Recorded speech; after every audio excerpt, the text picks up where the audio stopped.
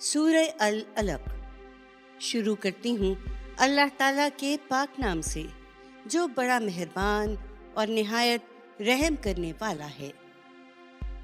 इन्हें पढ़कर सुनाओ ए पैगंबर अपने उस परवरदिगार के नाम से जिसने पैदा किया है जमे हुए खून जैसे एक लोथड़े से इंसान को पैदा किया है।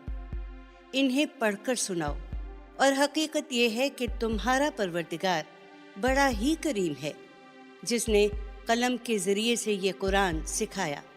इंसान को इसमें वो इल्म दिया जिसे वो नहीं जानता था।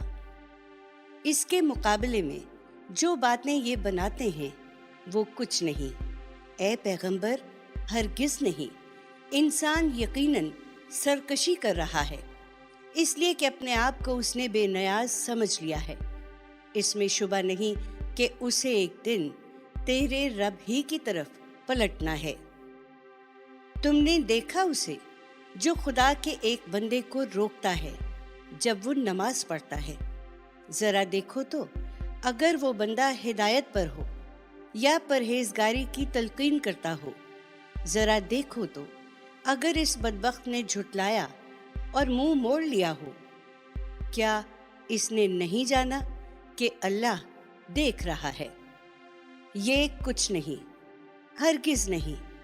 अगर ये बाज ना आया तो हम इसकी चोटी पकड़कर घसीटेंगे, झूठी नाबकार गुनाहगार चोटी। फिर वो बुला ले अपने हमनशीन, हम अपने सरहंग बुलाते हैं। हरगिज़ नहीं, तुम इसकी बात पर हरगिज़ ध्यान ना दो और सजदा रेज रहो और इस तरह मेरे करीब हो जाओ।